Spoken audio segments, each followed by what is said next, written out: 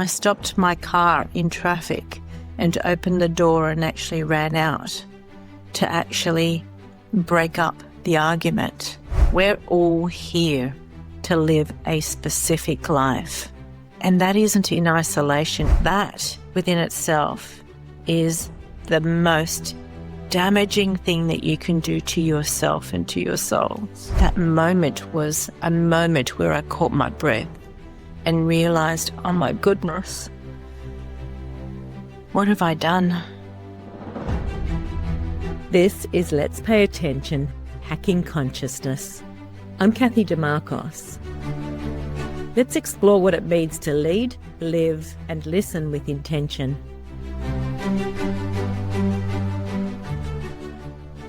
Welcome. This is the very first episode of Let's Pay Attention, Hacking Consciousness. There was quite a lot of thought that was put into what is it that I actually would love to be able to share with you, but more importantly, to actually invite you in so that you share your story. You actually allow yourself and give yourself permission to walk the path that you're here to walk. Now, that may sound or seem different to every single one of you, and that is exactly what we want. Uniqueness. There isn't anything common about any of our lives, but there is unity and there is a woven thread that brings us together. And so this podcast is genuinely about embracing the whole of you and maybe sharing a little bit of insights about who I am and what actually brought me here to this very moment after years of people actually asking me the same questions and being curious about who I am. So I want to share that with you because I think it's so important. The reality is that I don't think that I actually have anything that has specifically curated my path other than me being more intentional and more conscious about what felt right, more so than what everybody else was doing. So one of the questions that I often ask is, how did you actually get to where you are? And that is usually followed by, was there any one moment, or what can you remember from your childhood? And as I share these things and the questions, I want you to think about you and how that relates to you and your life and what has brought you to this episode.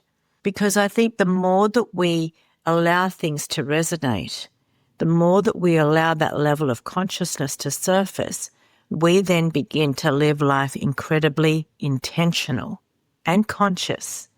So much so that no matter what noise is actually going on around us, we will end up on the path that we are meant to be on. And more importantly, those that are meant to be on the path with us will also join us. They will find you. That has been something that I know I have experienced firsthand time and time again. If I was to give you a little bit of insight, on my childhood, I would probably start with living in the inner city of Sydney in Australia. And the memories that I have, are actually quite joyful ones. It wasn't to say that I had an easy life, but I genuinely always felt relatively joyful. There were challenges. I had a father who was ill for most of my life.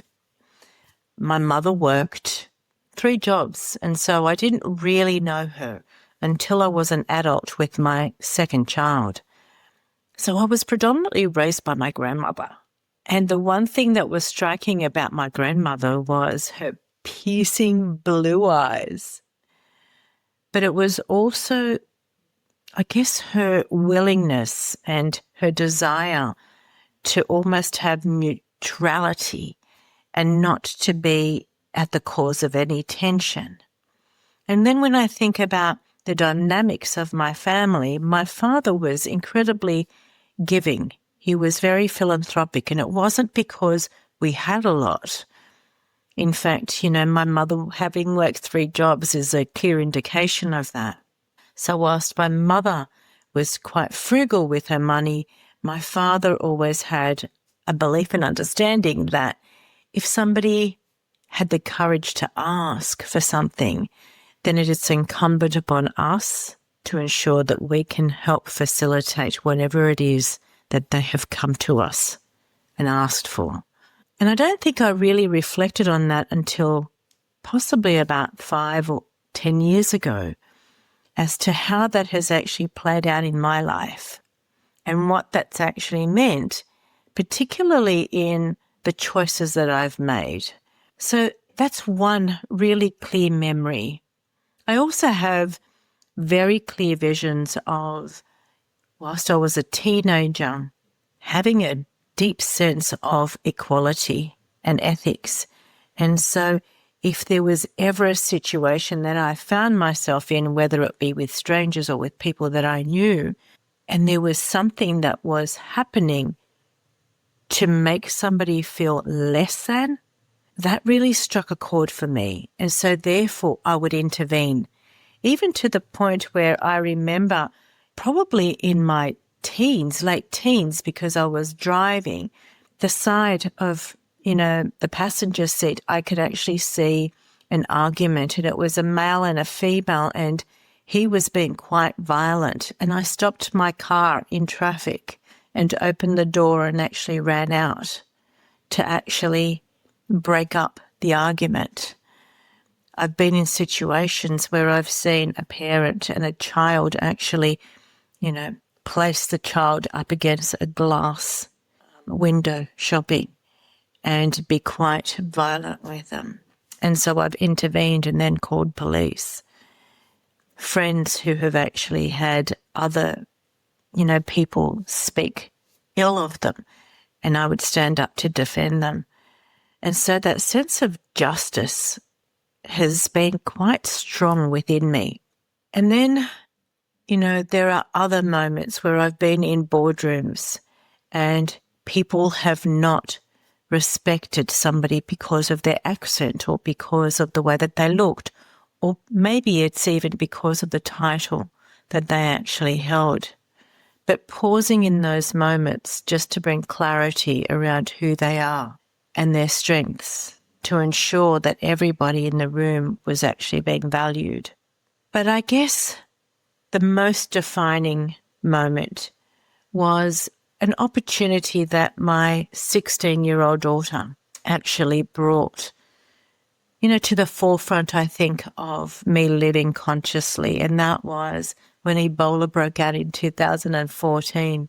She had sat at the dining table over dinner and shared that she was preparing to actually volunteer in Africa as she finished her final year of school, and that would be the following year. And in that moment, there was that realization of, as a 16-year-old, she has the ability to think about something bigger than her. And whilst it was a challenging thought, because we'd not travelled to Africa, what that would be like and what potential risks rise, there was discussions around the table.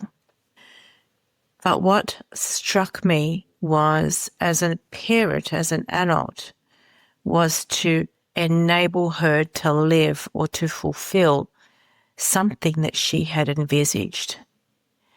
And so, true to her nature, at 17, she embarked on a 3-month journey into Tanzania. Now, part of her actual wish was not just to work in orphanages, but to also spend some time living with a Maasai. Now, that's another level of unknown for me.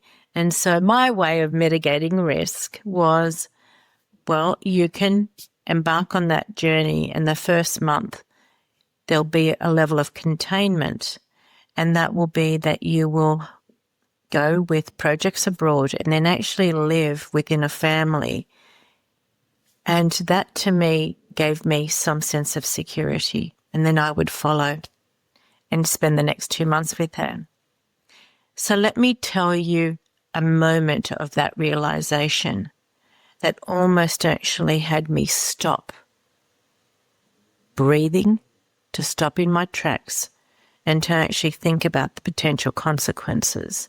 And it was this moment, her being on the other side of the customs, going to the gate, and her placing her hand up on the glass, and then me meeting hers.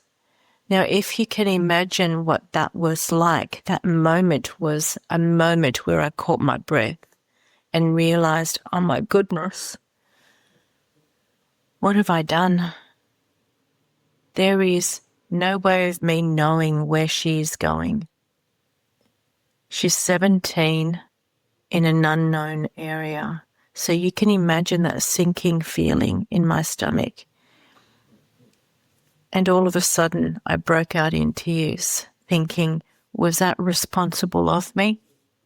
Now, I'm sure that you guys can possibly think of a moment where you've taken a risk and then actually gone back to second guess yourself. And this, I guess, was a bit more than me, because it wasn't just about risk for me. It was actually about a young person, a daughter. And then there was a sense of calmness that if she dared to dream, that she will be okay. So 1 month later, I'm standing in Kilimanjaro airport and the security guard says, "Man, is somebody picking you up?" I was the last person left. And I said, yes, yes, my daughter is coming to pick me up. And that was followed by, "Ma'am, I'm afraid you're going to have to actually wait outside. We have to close the airport." That sinking feeling all of a sudden came back to me, because, again, I had no idea what was happening for her, where she was at. But in that moment, it was almost like this angelic moment. I could see her running towards me through the dark. But it wasn't the same person that left. There was this ease about her, this gracefulness, this playfulness about her. It was almost like she'd discovered who she was. And she was then actually accompanied by somebody who was, in essence, her guard. In that moment, I realized in 1 month she had actually learnt to speak Swahili. She had embedded herself as a 17-year-old with that family, with the young people in the orphanage. And there are lots of things that will unfold. But that moment made me realize that no matter how old you are, when you have a moment where you are challenging the norm and doing something that most people would say is impossible, you're actually living a life filled with purpose. It's done with intention, it's done with commitment, and most importantly, a level of trust within yourself. So that was a defining moment for me. And then was the time living with a Maasai. That 3 weeks of us living together in the middle of Angelan in Gorogoro, where the Maasai very seldom actually see white people and Westerners who don't actually speak English. Very few of them speak English. There was a level of consciousness and awareness that needed to be developed. And it wasn't actually through language, but in the presence of people that I began to understand not only who I was, but also who others were around me. And I want you to think about that. How often has that actually happened, but then you were distracted by the conformities of society, our actual own belief systems, our own biases? That time there actually allowed me to recognize my subconscious biases, and more importantly, my privilege. We don't often stop to think about that, and yet that was probably one of my most awakening moments in life. And there are things there that I can't actually share because it is so foreign to me, and some of those things were actually quite confronting. But what it did do was actually teach me to respect differences and to be really conscious about how I actually chose to contribute in any situation. Because contribution is actually about enabling people to actually thrive after you have left. So what tools and skills do we actually leave people with to ensure that they succeed? It isn't just about our perspective.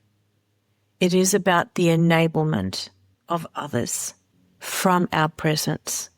And then those moments actually came, again, building on what my lessons were. So 4 months after I returned, there was this unease within me. And every day I would share at the dinner table, I really struggle with the way that we live. We have so much material elements surrounding us. Everything that we think about is first world problems, and yet there is so much that is happening around us. And my 23-year-old son at the time shared one thing with me, and that was a golden nugget. And it was, "Mum, we've heard you now whinge, yes, whine, for 4 months.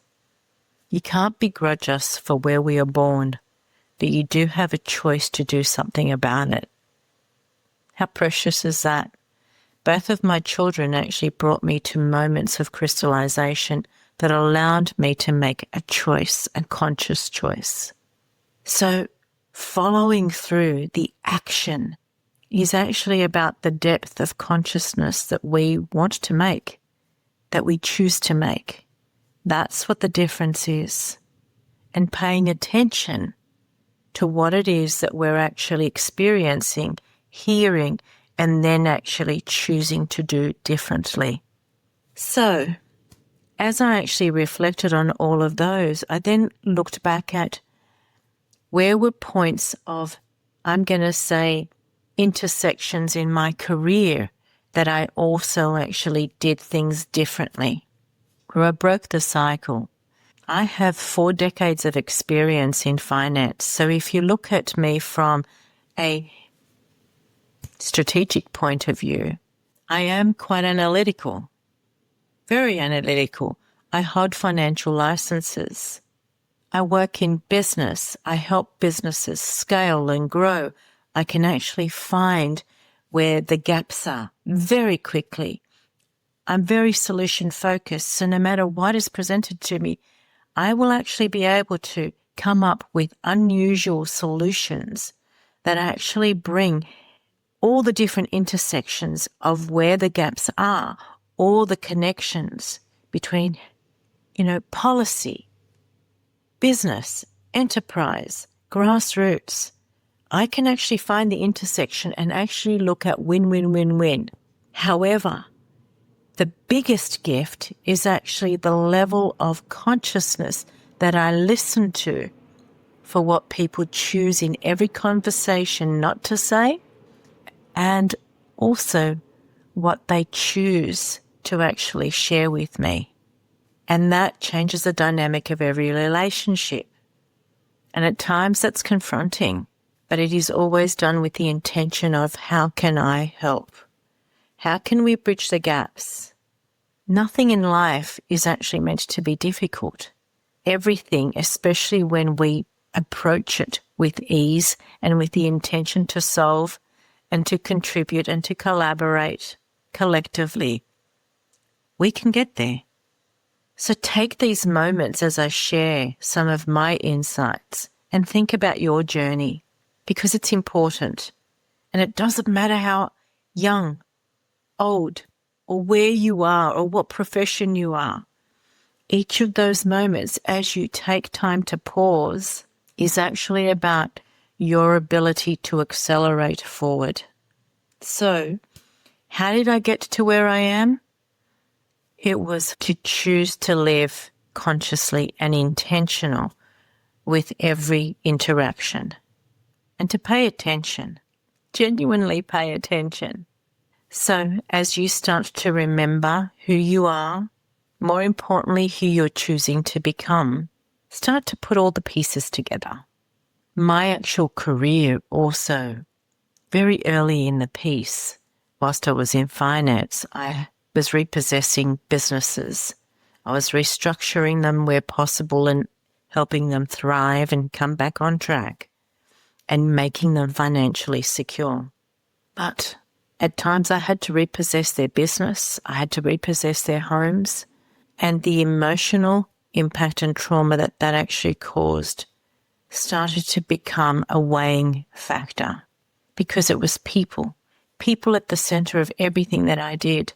And so therefore, whilst I stayed in finance, taking on board that I actually had people that were struggling mentally, I decided to undertake a 4-year degree and study counselling, psychotherapy and human behaviour. And then I actually practiced as part of that for 3 years. And I opened up my own practice while staying in finance because it was important. They are intentionally conscious choices. So despite being told time and time again, that's just crazy, don't even know where the correlation is, I began to realize that what I could see and what I understood couldn't possibly actually be what others saw. And so seeing things through a different lens sometimes actually becomes a barrier, or it actually makes us procrastinate, or worse still, put it on the back burner and say, when I, whatever that is, or when this happens, I will then do this. That within itself is the most damaging thing that you can do to yourself and to your soul. Don't put something off that comes to actual light today. Make a choice about how you will actually embrace that. When we leave things for another day or for something else to actually curate our own life, we are handing power away. You're actually giving permission to something else or someone else that really actually sits with you. So take a moment and actually think about that and what that means. Can you relate? Where have there been opportunities for you that you have placed yourself on the back burner, or something that you've always wanted to do because of money, because of time, because of circumstances, because of children, because of parents, because of your relationship? I know that there are many. And this isn't about you actually being selfish, because that again becomes a societal norm or conformity that has actually been imposed on us. But when we're living our most purposeful life, I can assure you that we also actually consider those around us and ensure that our choices then actually become something that enables us to continue to actually thrive and then take others with us, including our children, including our partners, our parents. Pausing and taking time out to you is an accelerator. Otherwise, you stay in a loop. And 2 months later, you think, I wish I had. Or it might even be years later. So give yourself permission. So I think now you're starting to understand what it is that I actually want for all of you. Because this isn't just about me. It's about you and actually allowing you to actually see potentially what I see. Sometimes I actually feel like I'm the mirror, and then I can in fact hold things up and allow others to see what I see. And on the flip side, I'm also actually very conscious that sometimes I can see things where people aren't quite ready to see for themselves. And so it's really important for me, and for me to share this too, that we learn how to actually meet people where they're at. It's not about us actually telling people that we see something or that we are ahead of them in their journey, because we're actually here to walk alongside one another. Let me share a story about that. I have a dear friend that I've known for several years, and I remember them saying to me, Cathy, I really love for you to work with me. And I would say, not yet. And it's now been reflected some years later that it was an incredibly frustrating time for them to hear me say, not yet. You're not ready. But what actually has happened, and they've attended one of my retreats, and they've shared, I now understand why you said not yet. Because what I have now heard you say, and the programs, the workshops, the opportunities that have unfolded, especially through the retreat and since, they weren't ready to actually hear them or receive them in the way that they were intended for them to be able to step forward. And you will begin to understand this, not only for yourself, but for others around you. We're all here to live a specific life. And that isn't in isolation. It is as part of a collective. We are here as a community, as collaborators. And the moment that we actually break down the barriers and actually allow ourselves to sit in that place will be the moment that you will be fulfilled in life, in business. You will gain your personal sovereignty and know exactly who you are. You'll have financial security. You will have mental security, physical security. You'll be living life holistically. And like me, you'll have a smile on your face every single day because you will love what you do no matter what it is that you're actually presented with. So I'm hoping that this is now actually starting to give you an insight about what life genuinely is about and how you can actually live that life with absolute purpose. So, in short, who am I? Well, I think that it's probably easiest to actually say, what is it that you're actually looking for? And to look at it from your perspective too. Who are you? Who are you choosing to be? For me, I choose to actually be the person that shows people that when you actually place purpose into business, profit actually thrives. People thrive and actually accelerate their capabilities and their capacity because they're operating at a really different frequency and they are enjoying what it is that they do.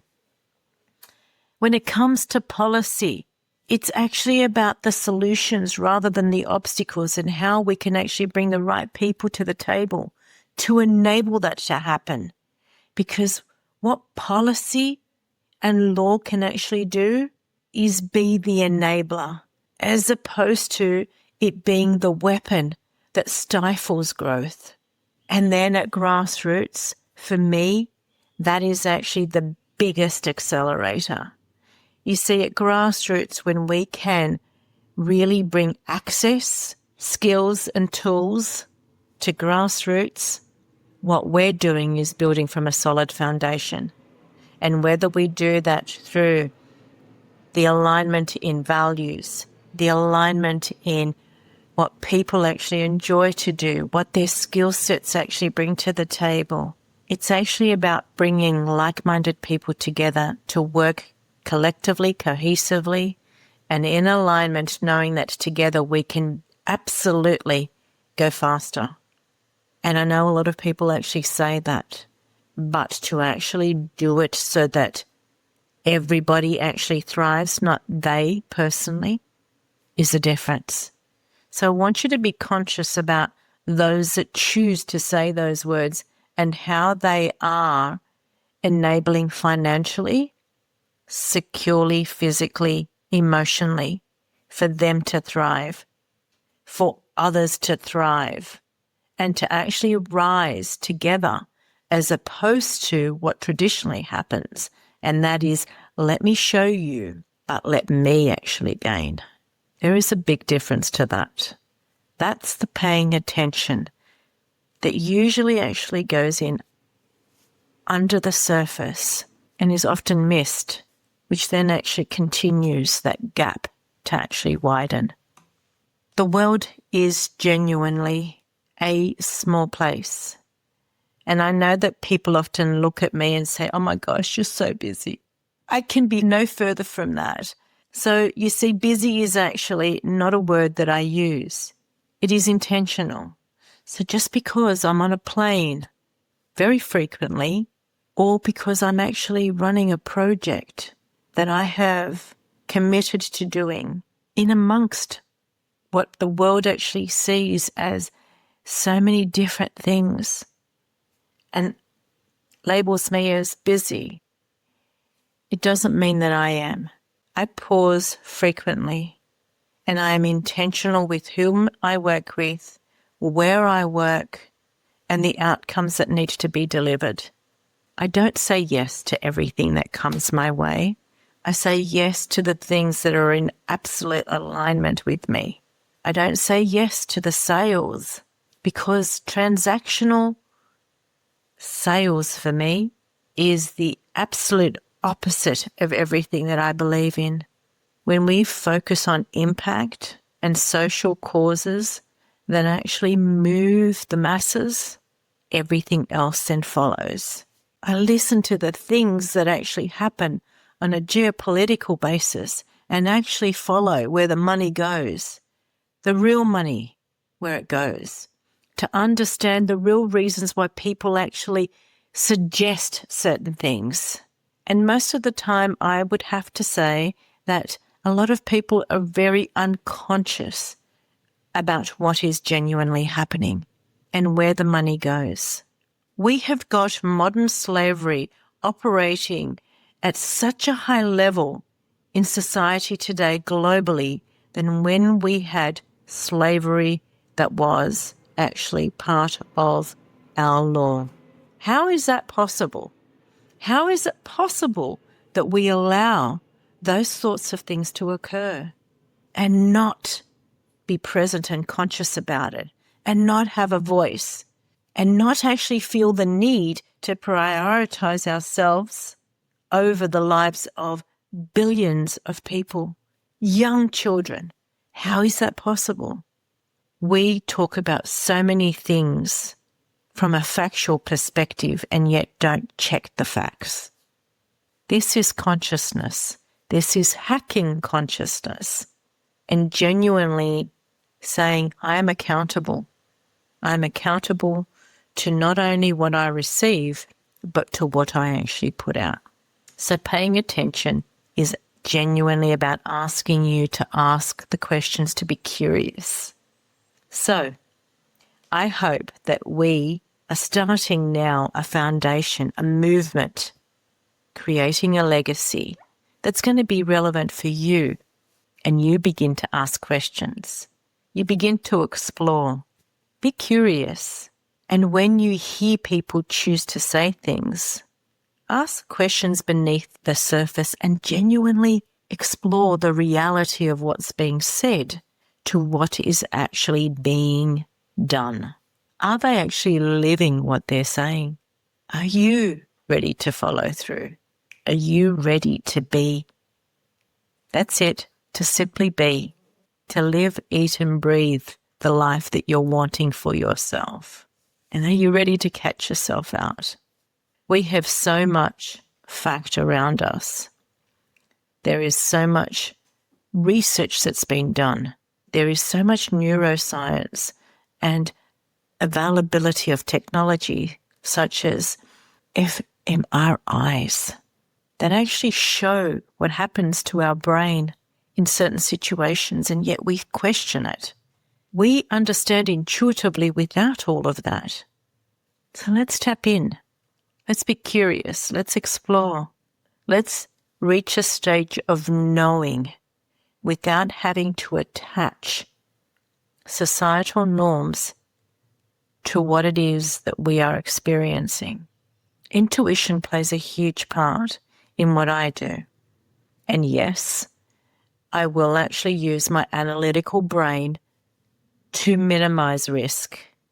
So for me, Nassim Taleb's theory in anti-fragility, it is all about being able to use my intuition to curate my actual reality, my future, and then to apply the anti-fragile framework of minimizing risk. So I look at it as, what is the lesson that I'm taking away? What am I going to strengthen from that lesson to do differently? Change, apply change, and then to minimize risk. So I look at first, second, third, fourth order thinking to anticipate what else might happen, what else is possible, and ensure that I'm not just living in a state of what I call unconsciousness, or perhaps, as my TED Talk, don't sleepwalk through life. So don't put on the automatic pilot. Don't sleepwalk through life and accept what everybody else is telling you. Take the moment to actually look at how you can alter your reality and choose to actually be living differently. This is Let's Pay Attention, and it is about hacking consciousness at a deep level. There are so many things in our reality that are in plain sight, and yet we choose to actually sleepwalk or step straight past them and not think any more of it, because we're so distracted by the noise and all the things that aren't really relevant to allow you to live your best life. So explore, be curious, whether it actually be through the programs that we run, the human minds, the strategy, the workshops, the financial literacy and the mindset, the retreats. You have landed here for a reason. Don't let that go past. Be curious about who you are, what's brought you here, and more importantly, what it is that actually resonates for you. Begin to understand you, not through the lens of somebody else, but you. And if I can actually be a mirror that actually helps walk through that with you, then I actually say you are my gift, and it is a privilege to walk alongside you. So, as we exchange and engage, I will actually bring other conscious leaders to the table. We will explore what else is possible. And if you feel that you actually have any comments or feedback, please actually do that. That is the only way that I too can actually learn, enhance what it is that I'm actually here to do, and fulfill that path. And together, gosh knows, everything is possible. So stay curious. I am Cathy Dimarchos, and it has been a joy to actually share a little bit of who I am and why I actually have started this podcast and this message with you, for you. This was Let's Pay Attention, Hacking Consciousness. Stay awake, lead with heart, be bold enough to listen deeply. I'm Cathy Dimarchos. Until next time, be the impact.